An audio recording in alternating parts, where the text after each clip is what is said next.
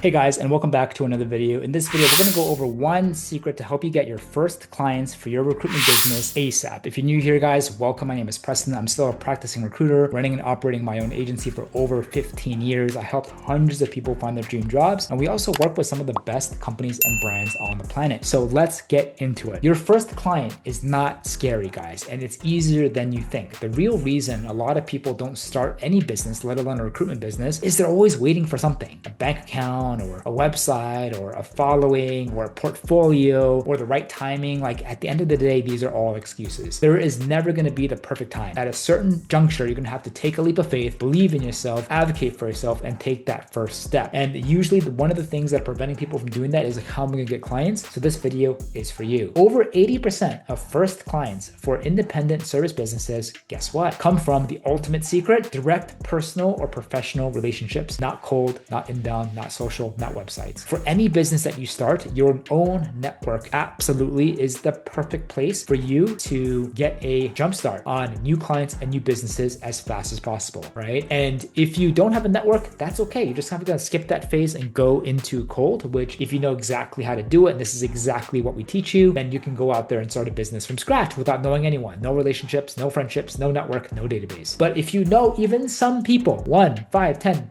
20 people on LinkedIn or anywhere else, there is a chance that one of them might be a hiring manager who needs your help, or maybe they might know someone who might be a hiring manager who needs your help. And this video is going to show you exactly step by step on how to activate that. The reason why most people never see or think about this is that your first client doesn't come from a cold outreach or a polished brand. They come from people literally right in front of you. It's so easy and simple. It's easy to overlook the people in front of you who already know who you are and trust you. So here are some of the areas of people we're talking about, right? Here's some of the examples of people we're talking about. Former employer. Chances are if you left on a neutral or positive, that they still think neutrally or positive of you. They already worked with you. You know exactly what you're capable of. And if you've done great work, they're probably going to be happy to support you or interface or cross paths with you again. Same thing with former colleagues. These are people who've worked in meetings with you, on projects with you. They know you do good work, and absolutely there is a chance that they could be hiring for their team and they would be more than happy to give you a shot. What about former clients or cans, people that you've actually served professionally before? Assuming that they had a positive experience with you, absolutely they'd be able to and happy to be able to work with you once again. What about warm second degree network? Preston, I don't think anyone in my network is hiring. Great, but what about the people in their network? It's not about who you know, it's also about who do they know, right? People who know people that you know really well, they can vouch for you to a cold market who will then instantly convert them into warm and hot. The former employer or employer network is the #1 source of first clients for 38% of successful new independent recruiters. Former candidates now in hiring roles, over 29%. I can't tell you how many clients I've turned into from previous candidates we placed who are now managers, directors, VPs, and beyond. And another really cool opportunity for you to work and engage with the candidates, but on the hiring side. Even people that I've worked for in the past of previous jobs, absolutely I'd reach out to them. Or if anything, if they're not hiring, maybe their colleagues in other departments are hiring, or maybe they might know someone else who's hiring. The list goes on and on and on and on. The 3 places to look. You want to make sure that you exhaust these 3 categories, right? Most people will skip straight to cold outreach. Make sure you go through these 3 things first. #1, every hiring manager, anyone you've had a meaningful conversations with throughout your career, chances are if they were a hiring manager before, they are a hiring manager again now. #2, every candidate you place, even if you place someone who was a manager or even more junior, if time has gone by, there is a chance they've probably been promoted once, twice, maybe multiple times to a position that now has authority to approve vendors or partners to help them hire, right? What about your immediate network? No brainer. This is probably the most obvious one. Everyone who works at a company in your chosen niche. Either they know someone or they might know someone. Recruiters who start with warm network outreach, they close their first clients average 47 days faster and at 22% higher average fees than those who start cold.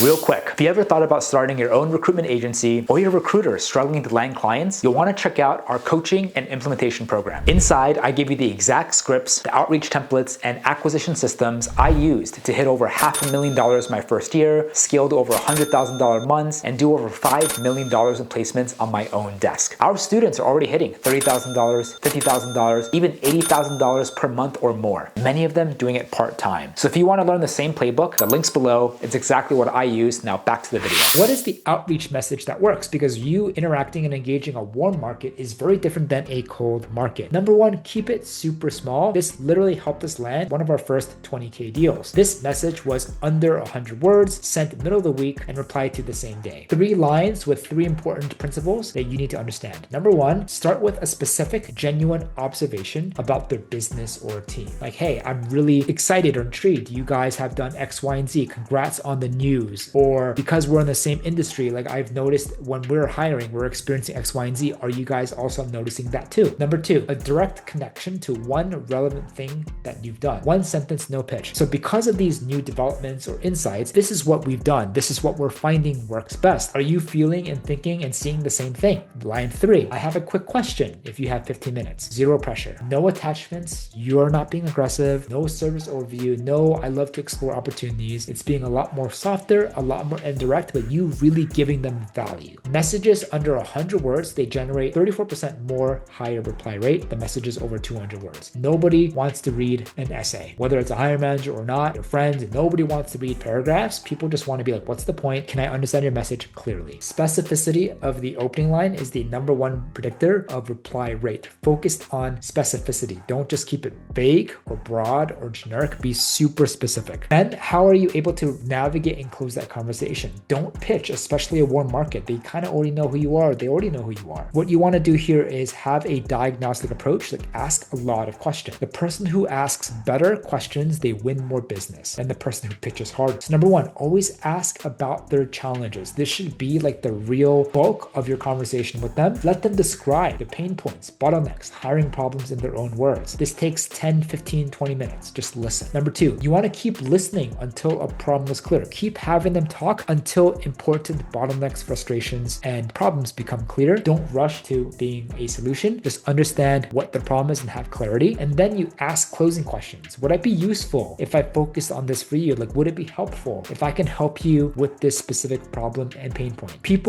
Businesses who use diagnostic questions, which are like asking a lot of questions to get to the root cause, tend to close more contracts at a 3.4x rate and at 28% higher average fees. So for every 10, that's a 30% more deals that you're closing than someone who's just peppering someone and being aggressive with, here's my business, work with me. So when it comes to the fee, what should you do and what should you not do? Number 1, it's all about confidence and advocating for yourself. You want to state your fee simply, 18, 20% of first year salary due on start date. And then you want to pause after quoting. Silence is consideration, not rejection. This is the hardest thing with sales, being able to answer confidently a question and then just stop talking. Really embrace the awkward silence to give them the space to think, to process, and then to respond. If they push back, you can simply be like, hey, well, what is the cost of leaving this role open for 60, 90 days? One of the common questions we get asked all the time is, why would a company pay a recruiter $20,000 to $40,000 per placement? Because every week and month that goes by of lost productivity, delays in projects, like the company's going to lose 5, 7, 10x more than just $20,000 to $40,000. That is actually just a drop in the bucket for businesses. So what should you not do? Do not apologize. Do not qualify or discount immediately. Do not fill the silence with justifications. But I can do this, I can do that, I can do something lower. Most people negotiate themselves down before the client even says the word. So say something, be quiet. I know it's nerve-wracking. I know you're nervous. Stop talking and don't discount yourself and don't weaken your position. Wait until the response. The businesses who state their fee clearly and pause achieve 23% higher fee rates on average than those who immediately offer discounts. Once you go down, once you offer discount, you can't negotiate up, guys. You can only start up, go down. Stop waiting to feel ready. Every big thing you've done in your life, you can never be 100% sure. Is this the right college? Is this the right car? Is this the right husband, wife, boyfriend, girlfriend? Is this the right country to travel to? Like, you just never know until you take that leap of faith. Feeling ready is just a feeling. That's it. And it arrives usually after experience, not before. Your first client doesn't need you to be perfect. They just need to be reliable and focused. And there's no better way to practice on people who actually know you before you go into a cold market. You're talking to people who don't even know who you are. You don't have that relationship or trust or a bond or any sort of life experiences that are a common denominator. The skills gap is just a myth. The skills you think you're missing are learned in the first 90 days of doing the work. You learn best just by doing. Think of any skill you learn in your life. Chances are you learned it by doing. How do you write with a pen? You just did it. How do you drive a car? You just did it. How do you ride a bicycle? You just did it. The first couple times are nerve-wracking, scary as heck, prone to making many mistakes. You don't know what you're doing, but you get better and better and better and better. Why should starting a business be any different? What you actually need on day one is a niche, a focused strategy, a list of 30 warm contacts. You can build both of those right now. The average professional who waits until they feel ready delays by 3.8 years. That's literally forever. The people who wait for perfect time will wait on average 3 to 5 years, and most of the time,